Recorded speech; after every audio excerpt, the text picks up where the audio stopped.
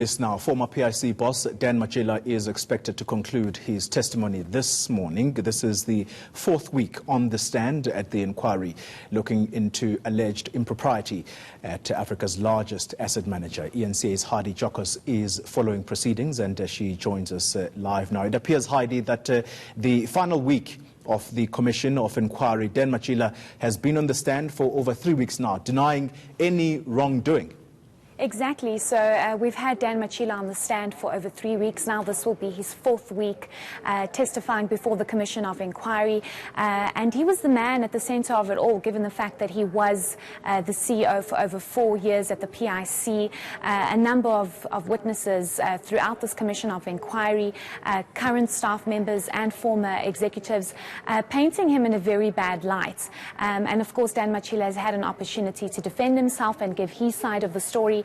Telling the Commission of Inquiry that under his leadership, the PIC was the most successful. He was able to push the asset manager to the value of 2 trillion rand, and also telling the Commission of Inquiry that he never flouted any processes. He never put anybody under pressure to invest into particular companies such as AO Technology Solutions, Steinhoff, VBS Mutual Bank.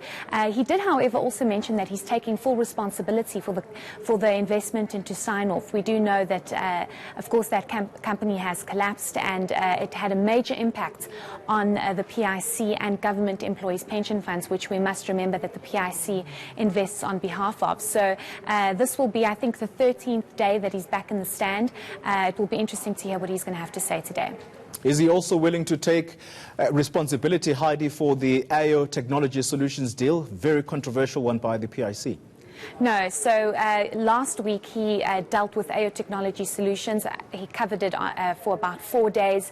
But he says that he is not going to take any responsibility for that deal possibly going wrong. He says it was a very good investment.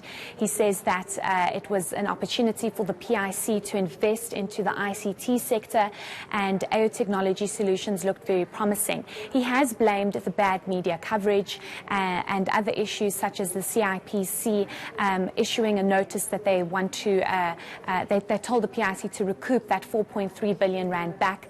But he's saying that the PIC did not flout any processes. One must remember that witnesses that testified throughout this Commission of Inquiry have told the PIC that Dan Matjila flouted processes. He even came back from his December holiday in 2017 to make sure that that transaction takes place. Dan Matjila denying all of this and saying that it was a good investment, it made sense, it wasn't overvalued. So completely denying all these allegations and saying that he doesn't understand why his colleagues have painted AO as a bad investment. So, Heidi, fourth week on the stand, what is expected from him today? So he will continue speaking on AO Technology Solutions and just in general the Matjila Group, given the fact that the PIC has invested into about 3 of those companies, majority shareholder being Iqbal Survey. But also just looking at his testimony, he's probably going to give some recommendations to the PIC, to the PIC Commission of Inquiry about what exactly he thinks should be fixed, should be rectified, because he does acknowledge that there are some flaws within the process and things need to be re-looked at and re-established. One wonders if he's going to finish today, but they did say that he needs to end up today because we have other witnesses coming in, and Wednesday is possibly going to be the last day of the Commission of Inquiry.